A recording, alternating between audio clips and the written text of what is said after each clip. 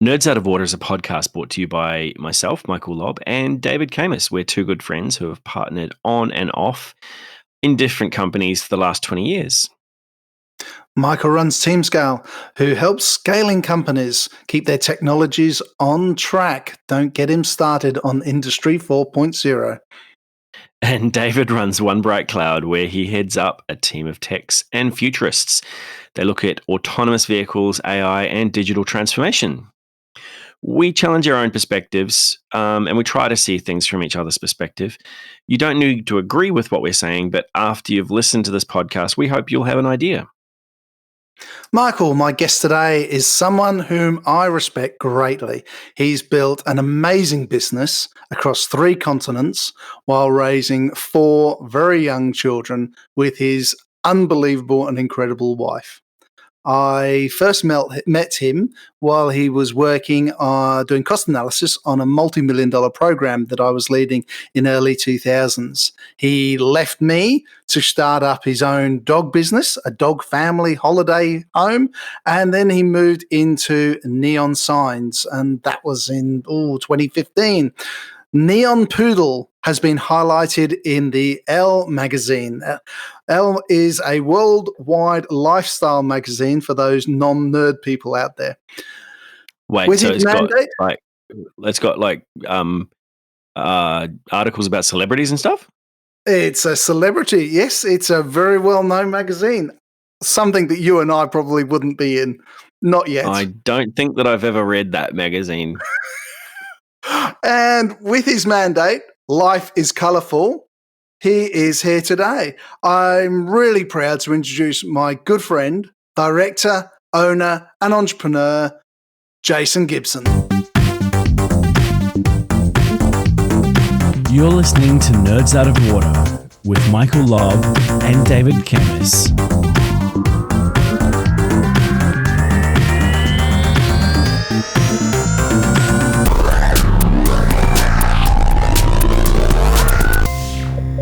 I'm really proud to introduce my good friend, director, he's an owner and entrepreneur, Jason Gibson. Yay! Hello.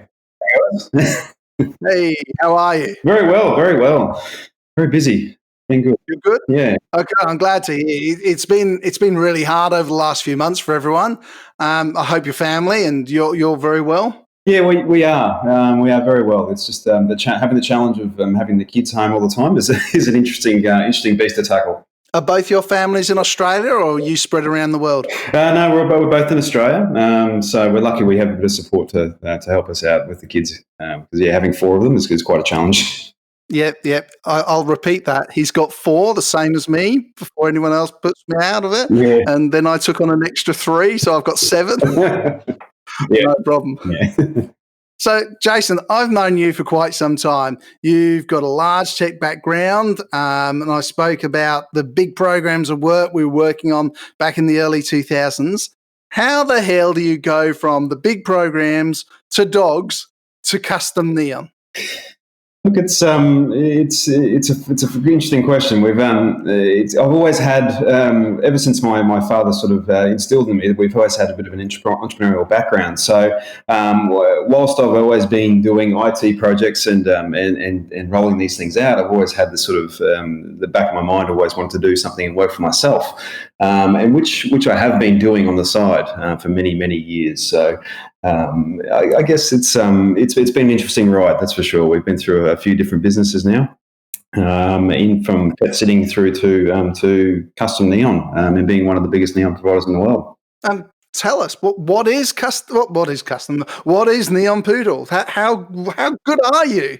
Well, Neon Poodle is basically we provide custom neon or even stock neon to a lot of people around the world. We started out 5-6 years ago when my wife had an idea to get our daughter's name in neon and to use it as an interior on our wall. And we searched and looked and asked many questions to many different neon companies around the world, or even a lot in Australia, and we couldn't source it. Majority of these guys were dealing with big commercial jobs. They didn't want to speak to someone that's only going to spend a small amount of money. So I took it on as a challenge to find that and source that myself, which we did. I found a nice LED neon product that produced the same, if not better, functionality than traditional glass neon. A lot safer, and it was just it was a lot easier for me to produce that for my daughter's name, and that's where it sort of started. We rolled the ball and started a company up and started social media, started pushing heavily into social media, and that's where we sort of built this brand, which is now across 3 different continents. We're in the UK, US, and also Australia. Absolutely amazing.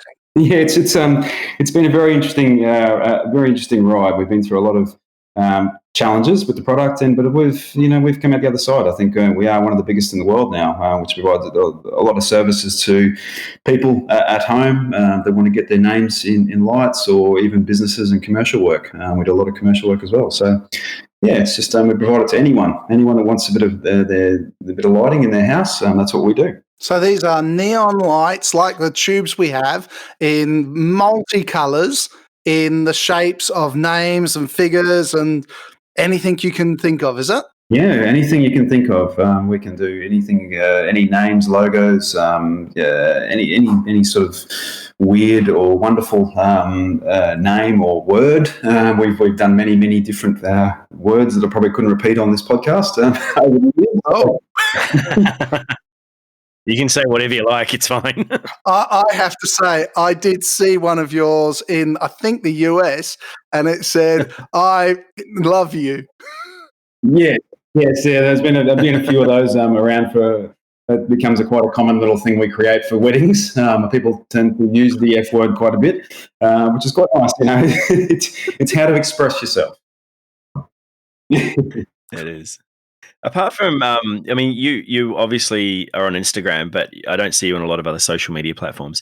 How do you get your message out there to the masses? Look, when we first started, Instagram was the be and all and end all, because basically we were providing a service that people needed to see. This product wasn't around, so we needed to put photos out there to show people how to use it.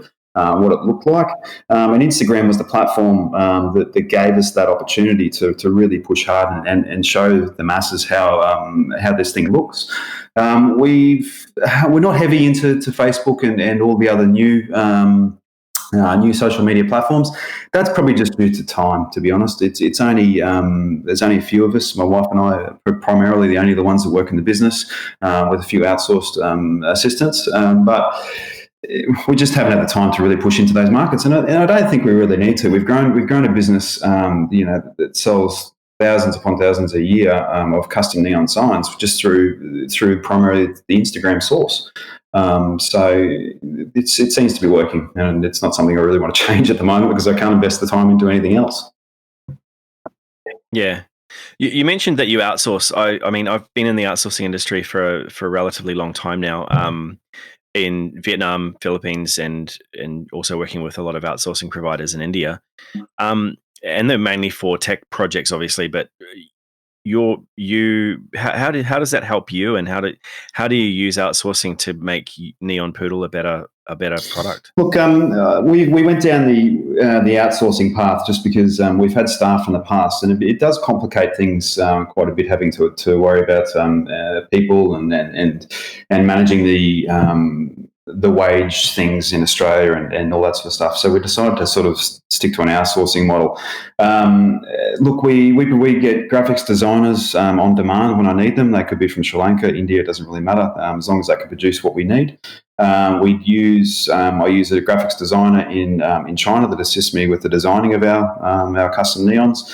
And I've also had custom built software for our website for the neon designer, basically. And I'm project managing that on a daily basis. So I'm still using that at my IT brain to build something that is far superior than anything out there in the universe. So I'm investing a lot of time into that because it actually saves me a significant amount of time on my admin work. I speak daily to my team in India, which build this build this for me. So it's just that's just a work in progress. But that's using that IT brain that I had, or IT skill that I've had to provide what we need when we need. I use Freelancer and Elance and all those ones, and Upwork to provide those services. Yep. Awesome. As I said, you're on 3 continents. You've got all of that outsourcing going on. Now, Michael and I, we play in Asia, Vietnam, New Zealand, and Australia. We find there's some issues going across borders and work style changes. What about you? How do you find the work style in the US and the UK and over here? Is there any differences? Is there any one that works better for you, or are they all the same for the neon sign business? Look, there is absolutely a huge difference, and we didn't really understand the difference until we sort of started pushing into the UK and the US market. The differences in between Australia and the rest of the world. There is, like the UK market, for example, is very, very price sensitive. Australians seem to tend to spend the extra money, and they're happy to produce what they want based on, if they've got the money to spend it. The UK is very price sensitive, so we've had to adjust our model over there a little bit to provide to meet their needs, as well as the US. The US is very similar as well, so they're very price sensitive. They want a big sign for less money than what we probably would in Australia. So we've had it's been a challenge to adapt to different markets, different clients basically, because Australians are happy just to purchase online and move on, whereas the UK want a bit more hand holding. They want phone calls, they want constant follow up and things like that. So it's been a challenge, and we didn't really anticipate that when we first started these businesses in other continents. So we're lucky. We're very fortunate that we actually moved over to Europe about 3 years ago, and to completely understand, because we tried rolling this business out 3 years ago in the UK, and there wasn't a market for it, which was a real struggle for us, because we just expected it would just be instant. There would be a market straight away, but whilst we're there, we'd be grow quite big. But it really only sort of kicked off within the past 6 to 12 months, that market for us in the UK. And US is also a little bit slower as well. So it's been interesting. It's just we've had to adapt how we sell and market our product a lot differently to what we'd expect in Australia. Bloody awesome. So let me just get that right. You're saying the Americans are looking for more for less? Because I would have thought it would be the Aussies who are looking for more for less. Yeah, well, we've found that for an Australian, for a wedding, they typically they can happy to drop $900 to $1,100 for a neon sign, but you're going into the US market and they're a little bit different. They want a similar size sign, but they don't want to pay $400 or $500 US. It's more around the sort of $300 mark. So it's just a bit of a challenge, and I think I'm fortunate that I built this. The Neon Designer online, because it actually gives these people the prices straight away. So I'm reducing my admin time significantly, having to get quoting up for people. So it's been interesting. Yeah. And I mean, that on the internal side, what sorts of tools do you use to communicate internally to your team? You mentioned you got teams in India, and obviously you got teams in those various locations. So how do you communicate? Are you using Slack or email or? Yeah, look, we're using, I use a lot of Trello for my business here. So all my ordering and processing of signs, I use card-based work through Trello, which allows me to sort of track the build process. Also speaking to my team over in India for the development as well, I use Trello for managing that sort of managing the defects and cards and things like that as well. But a lot of it's through communication. I'm constantly speaking to my suppliers over WeChat, Skype. It's just all about being in communication and being available.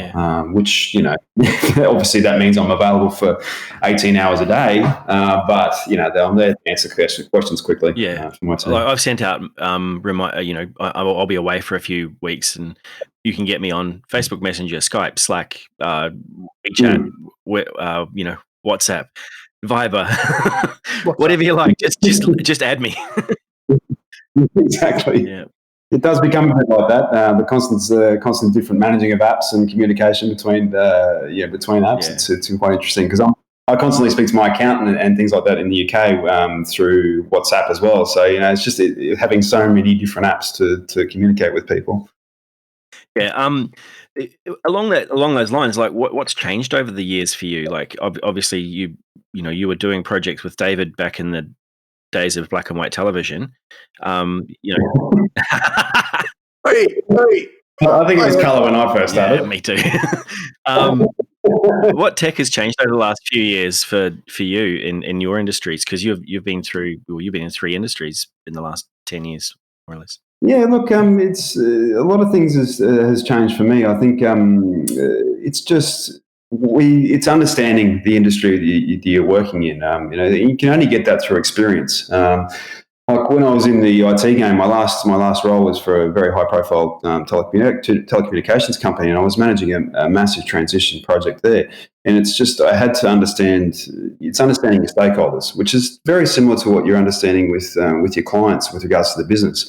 If you know who your clients are and what they want, you can produce something that they're going to need. And that's like I said, pushing into that, having that neon design on our website. I understood what the clients wanted. They wanted the price instantly. They wanted to be able to design the sign without communication or without having to call someone to get a quote. So it's just understanding who your stakeholders are and providing what they need, basically. And that's what I've always done as being a BA and a project manager through my my tech projects that I've been involved in. Mm. Wow, that's cool. How has that affected your career? And how has your career then affected how your family life has moved on? Because moving across to the UK or Europe for 3 years takes your young family away from their grandparents and that sort of thing. Look, it has been a significant challenge, and while I was still working for our telecommunications company, I was actually working on Australian time, being in Europe and in London, and it took a significant toll on me personally, being the fact that I was available for probably 18 hours a day, working on having meetings at 3 o'clock in the morning and providing training sessions at 2 o'clock in the morning, and being available for a long period of time, and it burnt me out very quickly. I managed to keep doing it for a couple of years, but it's just not having the ability to speak to people when you need them is a real challenge, and having that support network was quite tough in our move as well. My wife, I full credit to her. She's an incredible human being, and she does put up with a lot, especially with me with my working, because I tend to do it quite a bit. She looks after the kids and provides that support when I need it, and which is quite a bit, unfortunately. But it's been good for me personally because I've been around the kids. I saw the kids grow up, and I've got an 8-month-old at the moment, which I'm always there for her, and for my nearly 2-year-old as well. It's been good being with them through this whole process. Yeah, I think when I had an 8-month-old and a 2-year-old, I think I was travelling around Australia for a year, living out the back of a Land Cruiser with absolutely no technology.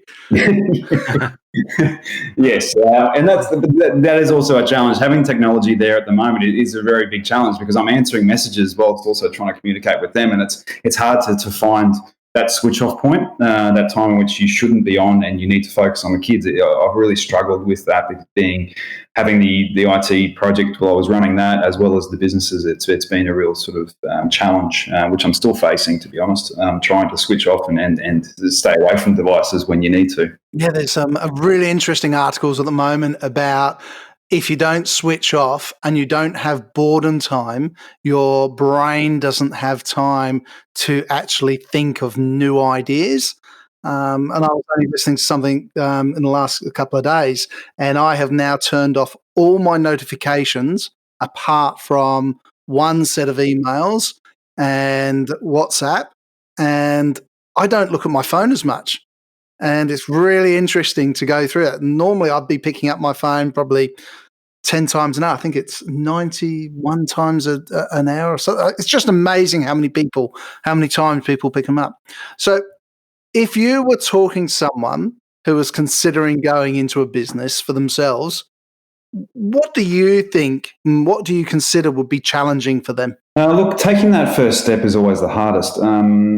For us, we were lucky because taking that first step wasn't quite hard, and I had the financial backing with my job to support me taking that first step. So, but our first step was to understand who we're trying to sell to. Who is your person? Who is your ultimate client that's going to pay for your services?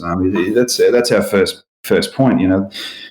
My wife's idea. Well, she wasn't the only person in the world that thought that same thing. So understanding what her need was and meeting that need, and then understanding, okay, well, this could probably be a business, and to run with it was taking that first step was quite hard.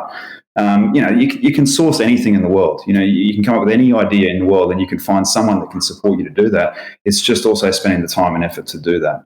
But there is a client out there that will buy from you. There is an Eskimo that will buy ice from you. So you've just got to understand who that is, and then how to target them is probably our biggest challenge.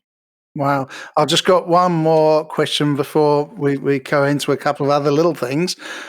Michael and I talk about the Cybertruck a lot, which is the Tesla electric truck. What is your dream car? Look, at the moment, I'm driving a Volvo XC90, and I think if I had a brand new one of those, that would be lovely. That's probably my dream car at the moment, because the ability to have 4 kids and 2 adults in the car is nice. So I think that, unfortunately, anything that fits more than 6 people. But look, I think I'm an old school car person. I think I'd love a little MG with no roof that I could drive on a Sunday with no kids. That would be my ultimate dream at the moment. So I'm the simplest. I don't need a big expensive car to get around. A little classic convertible. How beautiful. How unconnected would that be? Yes, exactly. Yeah. AM radio, yep. Yeah, no iPhone jacks or anything. Oh, God, it would be talented. Yeah. Might even have an 8-track in it. Nice. We've got 3 questions that we ask most of the guests that come on. The first one is, what would you do differently if you had a chance over the years? That's a good question. I think, look, I would have liked to have started this entrepreneurial side of my brain a lot earlier. I think that because I was so focused on trying to produce or create a career in IT, I really pushed that side of my brain to the back. So I think if I was to change anything differently, it would be to start that earlier, start that in my early 20s when I've got a lot more passion, a lot more drive, and a lot more flexibility to do that. It becomes a lot more challenging as you get older, especially with a family. But I think if I could do that when I was in my 20s, that would be the only thing I would change. Yeah, nice. Yeah, I think a lot of people feel like that. They feel as if they've, wasted their years along with their career rather than actually endeavoring to go creative and do something new. Exactly right, and I think I would love to build furniture one day, but it's something you need a lot of time to do. So I think it's taking that first step and saying, okay, I'm going to give away that my very lucrative career and saying I'm going to just do it, and I think that's taking that first step is very, very difficult, to be honest. And I was lucky that I could do both at the same time and now give away the IT job. So I'm very fortunate in that respect. So you've answered my next question, which is, if you weren't doing what you're doing now, what would you be doing? And obviously a carpenter, building furniture. That's my passion. We've renovated quite a few houses, and I would really love to go and do a proper furniture course and to become make some nice chairs and things like that. So, but I enjoy building and just coming up with new things. Like I've got a couple of projects at the moment where I'm inventing new things, which is also a bit of a passion of mine as well. It's seeing something that everyone uses on a daily basis and reinventing that is something that I really enjoy as well. I'm building a new. I have built some new light bulbs that no one's ever seen around the world. We're the exclusive provider of these things in the world at the moment, where we have. Using a flexible filament, we're creating words and names in light bulbs. This thing it's never been thought of. And I had this idea 3 years ago and couldn't find anyone to do it. So it's been that passion to keep pushing and find that it's, and that's what I enjoy. So if I wasn't doing this business, it'd be doing some other business, which would be producing things and making new design features and things like that. So that's what I enjoy. So that actually leads me perfectly into my last question, which is, what predictions do you have for the future of this industry, and obviously in technology, and obviously light bulbs with your name written in them is in the future? Yeah, well, we pushed in because we're dealing with a lot about LED is primarily what we deal with. Looking long life lighting products, and I think there's a huge market, and it's growing. And to be honest, in the UK and European market, the LED hasn't even hit that market. They've only just been forced to stop using halogen bulbs within the past, I think it's 12 months or 18 months. Wow. So in Australia, we've had LED downlights in our houses for the past 5-10 years. So there's a huge market over there for LED lighting, and I'm just trying to tap into that is the challenge, because there's so many people over there with different ideas, different things that they need. So, but yeah, I think there's tremendous growth, and there's opportunities into billboards and things that we're looking at as well. So there's growth in different ideas. So with that change in technology, I want you to tell me, how is AI going to change the future of us all?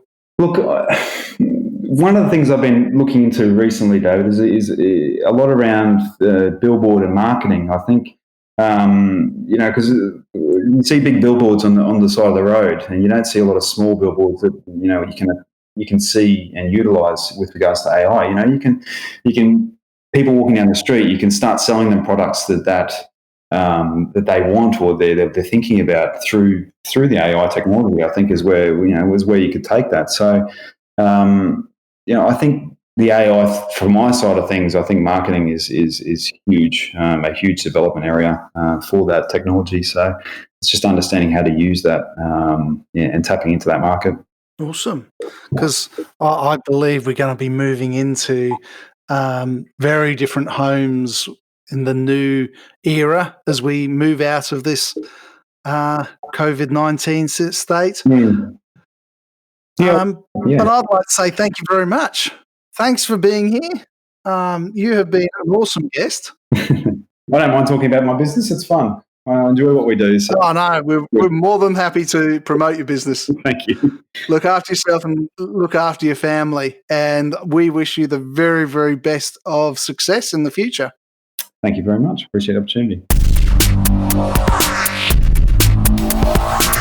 Thanks, Jason. Don't forget to subscribe to the podcast and leave a comment if you see that you want to talk about something. We're always looking for new and interesting people to talk to, so send us an email. David is on Twitter at DaveWith7, and I'm on Twitter at Michael Lobb, MichaelLobb.